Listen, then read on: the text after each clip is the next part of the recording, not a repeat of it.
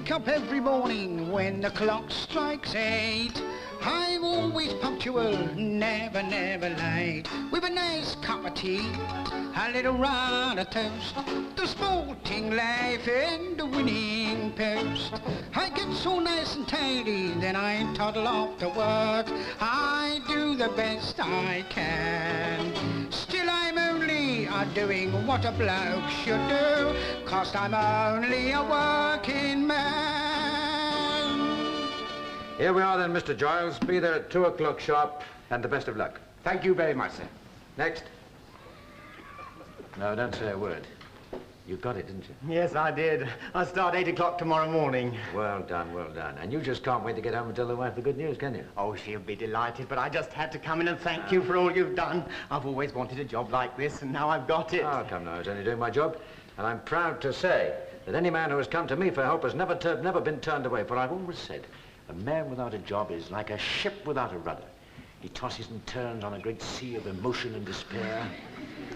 Then he founders and ends up a battered wreck to spend the rest of his life a floating piece of flotsam. You're right. Well, that won't happen to me now, thanks to you. Oh, you think nothing of it. Just toddle off home and tell the little lady the good news. Bye-bye. Bye. Bye-bye. If you can help somebody as you go along, then your living has not been in vain. No, your living has not been in vain. No. What the hell do you want? That's the trouble, you see. That is the reason I am what I am like. What do I want? A subdued introvert I am, but what do I... It happens all the time. I've got to have a haircut. Barbers, he says, hair cutting, haircuts, hair cut. I go in, there's 4 men all having a haircut and 4 men are cutting the hair. I sit in a chair and the man says to me, what do you want? Suede shoes, suede shoes. All we sell is brown, we specialise in brown suede. I go into the shop and the man says, what do you want? What do you think, I want a steam shovel?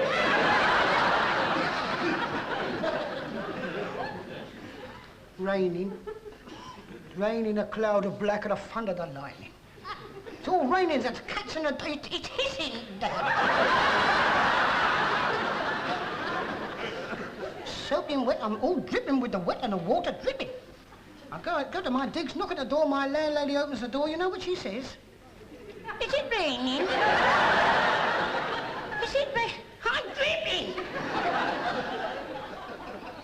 You know what I'm getting at, eh? Can you understand what? Outside here, it says labour exchange. A labour exchange is a place where a person goes to get a job. I walk in here and you say, what do you want? What a job! Job? Job. I want to go home and tell the little lady the good news.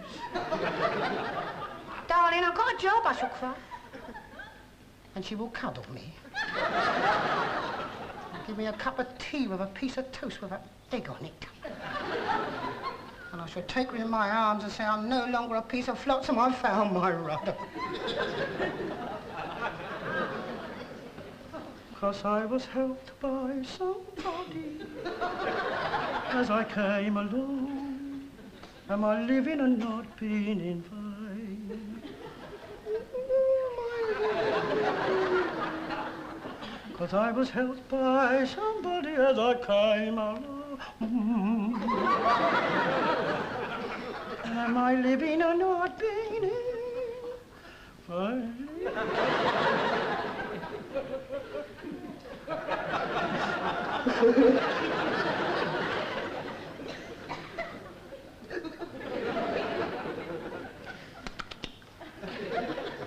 You haven't got a little woman.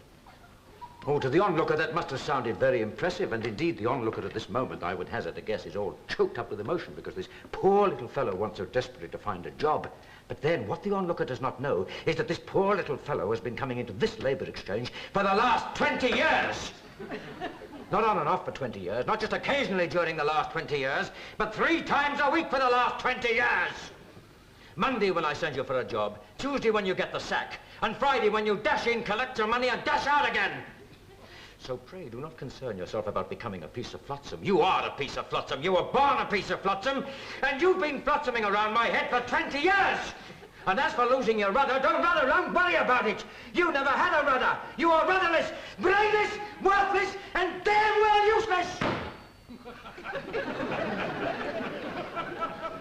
Now, having straightened out the onlooker, I repeat. What the hell do you want?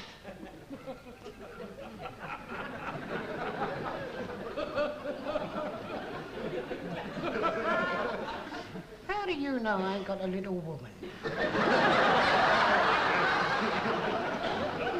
How do you know I ain't dashed home every week for the last 20 years and cried, darling, I've lost my rudder again.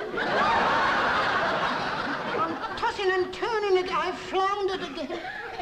I'm flotsoming again. All over Mr. Whittaker's great big head. What happened?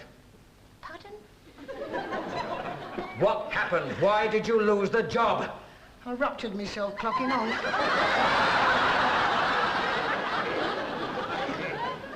Well, I don't know what you've come back here for. I can't see what you expect me to do. That was the last job on our books that you hadn't already been for. Have a look behind the filing cabinet. Perhaps one's dropped. We're not in the habit of keeping jobs behind the filing cabinets. I've been in this office for 20 years, and... It may be Mummy. Hello. There's Ministry of Labour here. Yeah? I beg your pardon? Oh, dear, you are in a pickle, aren't you? Well, as a matter of fact, yes, I think I can fix you up right away. Right? Where? Yes, good. Bye-bye. Right. L.G. Brown's of Tottenham. They're a man short of one of their production lines. The whole department has come to a standstill, and they want someone desperately. Now, off you go now, as fast as you can. L.G. Brown's at a Tottenham. Oh, go on, Harry. They're losing thousands of pounds an hour. Every second counts. Is that what I told you? No, they're not. But they're desperate. Of course they're desperate. We'll make a bit of difference. I shall get there. You know what I'll end up? In the waiting room at the governor's office, watching his secretary typing. Then he'll see me, and when he's finished with me, he'll pass me on. To the aptitude, to the welfare, to the nurse, to the accounts. And anybody else who happens to have an office in the same building. But I can't get to the production line. It'll be 10 to 5. Just enough time for him to show me which lever to pull, and the bell will go for knocking off time. It's what they call the... They call it the, The machinery of organisation. That's it. The machinery of the organisation. That's it.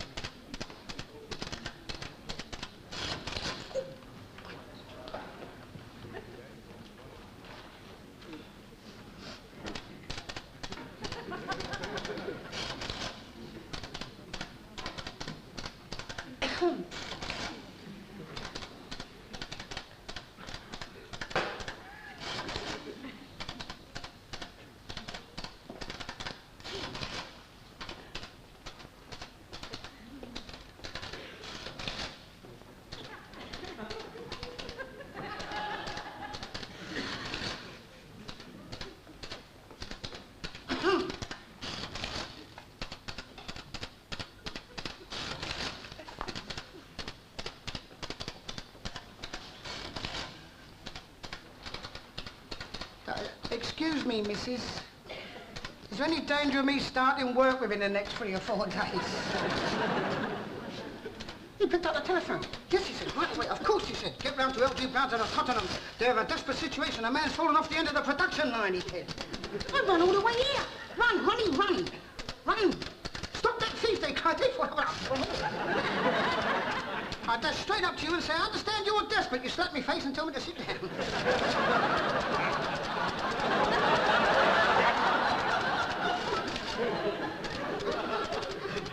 4 hours I've been sitting there, waiting and watching you talk to me.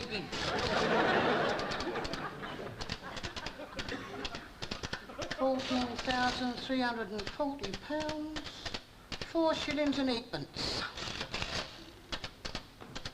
What are you doing, working out my overtime? I I don't even know what the job is. Did you know what look, could you please tell me what the job is?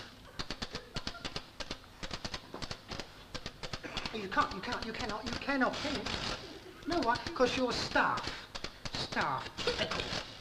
All white collars and last year's socks.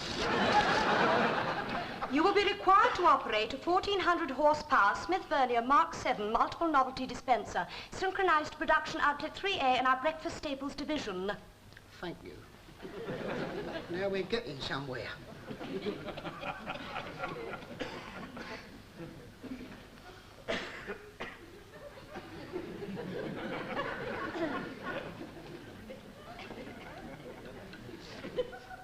Pardon? You will be required. You are going to put little plastic aeroplanes into boxes of cornflakes. So soon you will be able to put your big, brawny labourer's muscles where your mouth is, worker. Workers, all fat pay packets and last year's fingernails.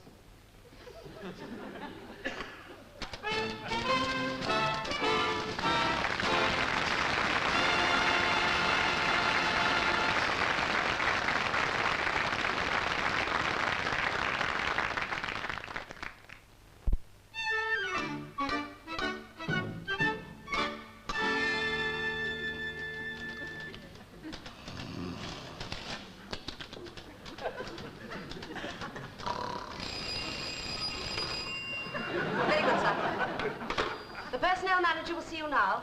Through there, worker. Thank you. Have you ever thought about doing welfare work? Where the rising costs of production are directly attributable to widespread increases in raw materials and commodity prices. Yes. For details of the exact percentages on any given range of goods, see the accompanying confidential report, Appendix 2. Name? Appendix 1, Section C. Charles Drake, casual labourer of Weybridge, come for the job of putting the little plastic aeroplanes into the boxes of the cornflakes. And what job have you come for? Come for the job of putting the little plastic aeroplanes into the boxes of the cornflakes. Management of labour. I'm afraid the only job going at the moment is putting little plastic aeroplanes into boxes of cornflakes. Exhausted and tired in my own department. Yeah, well, that would be very good, really, see, because my last job was putting the little plastic bags of cherries into the boxes of a cake mix, so it's quite conducive, really. And what was your last job? I was a brain surgeon on the British Railways. Gave it up for Lent. Then I was a howdah operator. Had my own fleet of elephants in Peckham. And I was a chief hippopotamus egg sexer for the common market. Then I was the head executioner for the Women's Institute. But I had to give it up. Why? I couldn't quite get the hang of it. Yours, etc. Right, thank you. Well, that seems to be all right. Oh, does it? Oh, good. Well, do I get the job then? Do I get the job? I didn't say that. You haven't been listening to me, have you? You were listening to... Can you tell me where I have to go next, please? Oh, yes. Well, now, I think perhaps you'd better go and see our... yes, you'd better go and see our, Aptitude consultant. Aptitude consultant, exactly. Memo to all departments. Recent applications for employment in this firm have shown a marked tendency contrary. Doctor, you've not been listening to me, huh? I think it. Ex-executives, typical. All striped trousers and nothing in the coal bin. Thank you.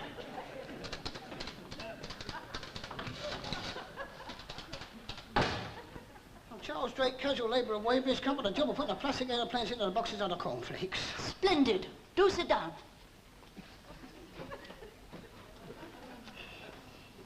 Now, here we have a simple puzzle. Now, I'm going to jumble it all up like so. I want you to put it all together again for me, and I'll see how long you take.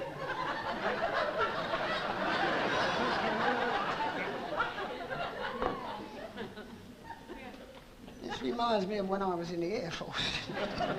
Joined up on the Monday, I was redundant on the Tuesday. The corporal gunnery instructor said, here is a rear seat revolution at the fuel free Brownie 28 component parts. I will now take it to pieces.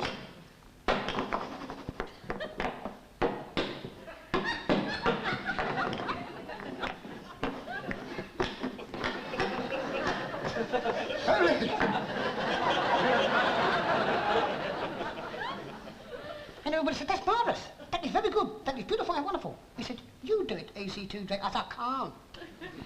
I cannot do it. Not only can I not do it, but what has it got to do with firing the bullets at the Germans? And he says, you are the enemy of the territory. And a shell comes through, blows the top of your head off, all the blood. I said, you think if I had a shell,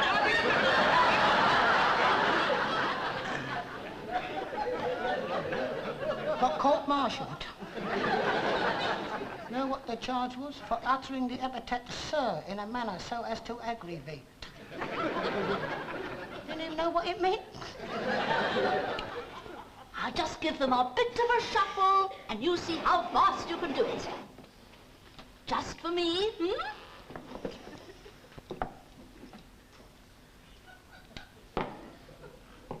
It's hard, isn't it? Hard. How about this? What's this?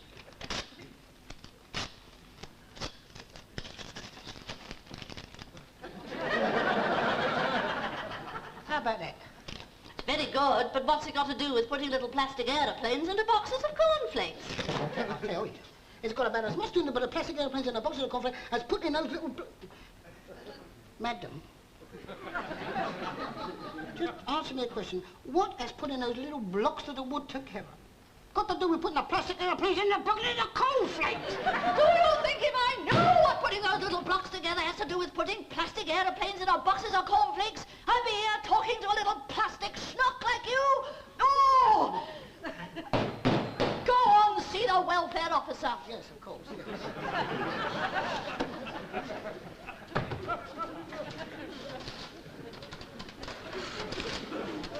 Psychiatrist, typical, all leather couches and a trunk full of last year's Reader's Digest. Thank you.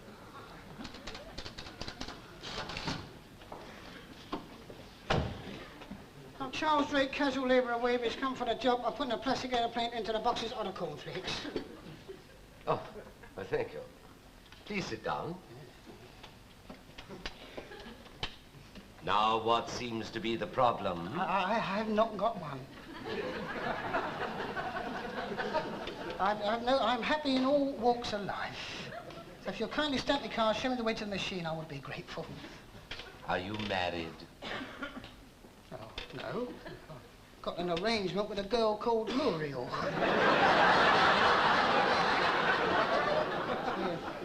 We're saving up on that. You'd like to stamp your card, show her the machine, but perhaps we can save up a little bit faster. You seen her lately? Muriel? But I saw her on Wednesday. We went up the pictures. But you haven't seen her since Wednesday. Oh, no. It was only last night, and she had to stay in to wash her hair. How was her hair on Wednesday? Very nice, very nice. She just washed it, you see. I see, yes. She washed her hair on Wednesday night, and you couldn't see her on Thursday because she was washing her hair.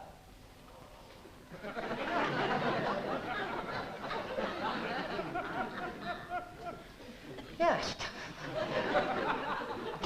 That's fine.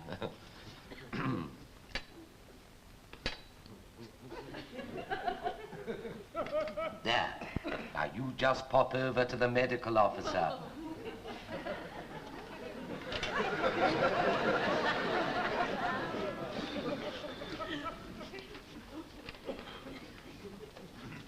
What if I could have a word with you? Yes, of course. Well, it's about my girlfriend, Mills. If we went up the pictures on a Wednesday, your hair looks Look, I'm nice. terribly busy just now, but suppose you come back next Friday, say about 3 o'clock. Will that suit you? Yes, I will, yes. Thank you very much. Oh, that's all right. Well, see you then. Yes, goodbye. Had it all up in a beehive on a Wednesday.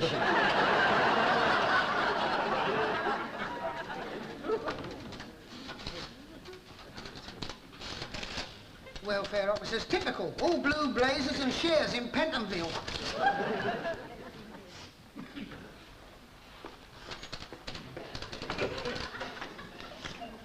Charles Drake, casual labour of Weybridge.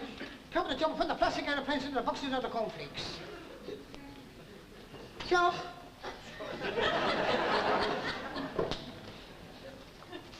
Charles Drake, casual labour of Weybridge.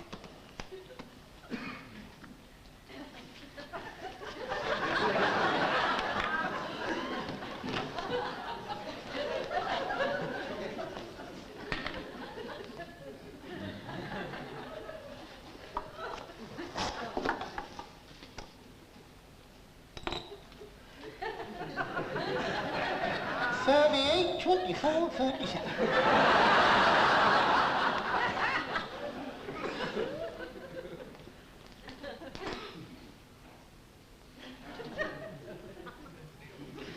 Ace Glynn. Prittle. Husband. F.H. Cohen. Yakka glitter pop of blister.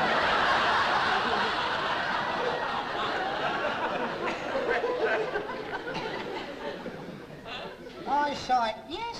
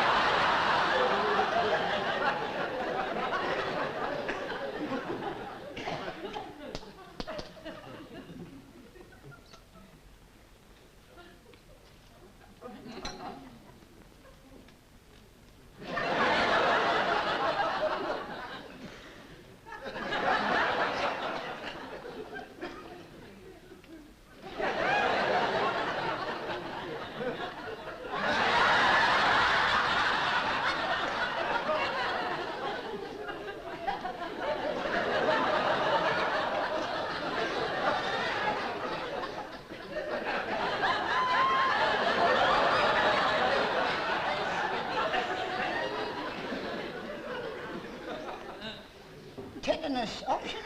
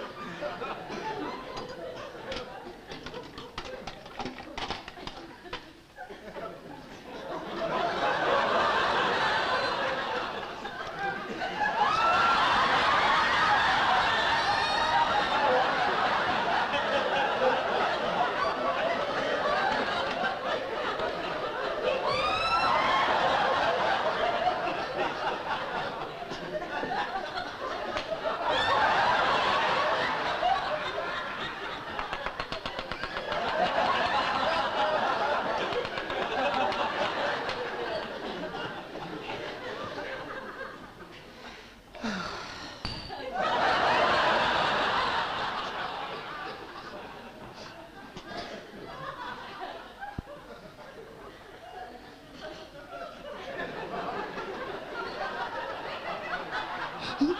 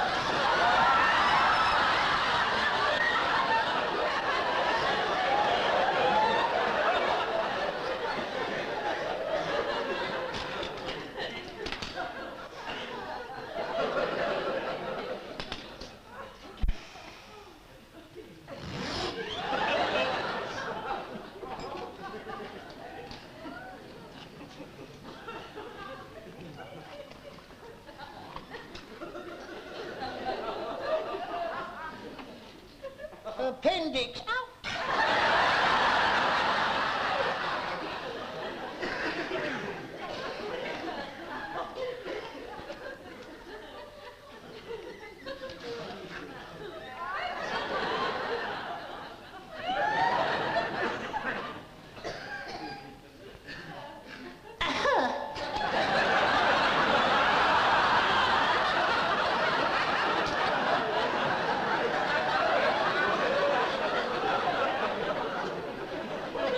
All present and correct.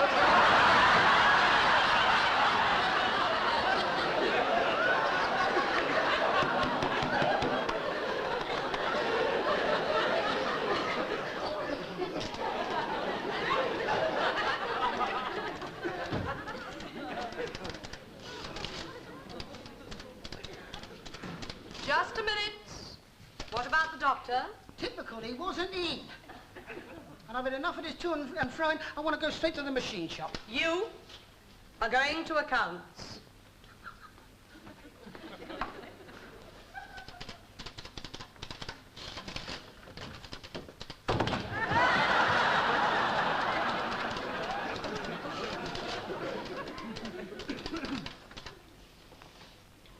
Name? Charles Drake, casual labourer, Weber's company, job of putting the plastic airplanes in a box of the cornflakes. Bank? Bank of England, Ireland, Scotland and Wales. Bank balance? 24 million quid. Property collateral?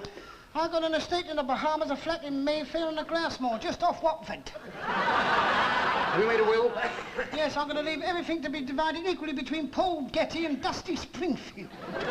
Dependents? The entire Labour government. Any favourite charities? Yes, the City of Westminster Traffic Wardens Guild and any betting shop inside a line drawn from High Wycombe to Penge.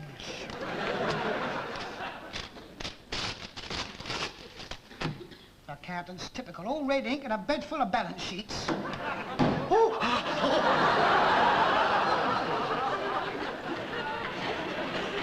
Wait. Right.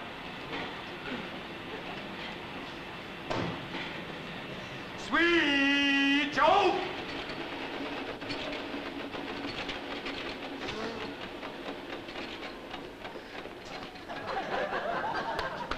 Dr. Livingstone, I presume. What do you want? Hey, I'm Charles Drake, casual labourer of Weber. I've come for the job of putting the plastic airplane in the boxes of cornflakes. What? At 5:15? I was here at 9 o'clock. I've been all through the things, to the aptitude, to the welfare, to the... I even washed my hair, done everything. Just show me the lever, the Paul. Give me... I've got 15 minutes, show me the lever. All right. Sweet John! Sweet John! Hold it. This is your machine. Now listen. Every time the light comes on, pull that lever, okay? Hello. Can I put you down for the annual agent. It's only 1 and 8pence a week. Yes, fancy coming in the right pool syndicate. It's only 6pence a week. Yes, take the... Hello, I'm Tom Stewart. Oh, yes, we'll be joining our Christmas club, 5 and 6 a week. And I'm having a whip round for young Jimmy Washby. Got caught in one of the belts. Wasn't wearing his hairnet.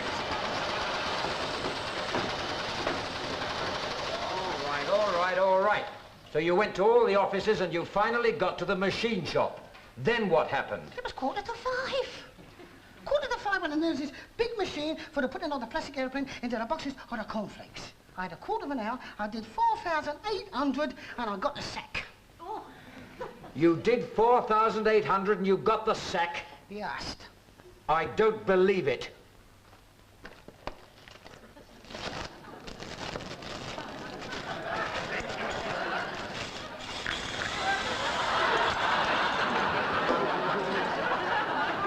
Count them for yourself. Would you like a cornflake?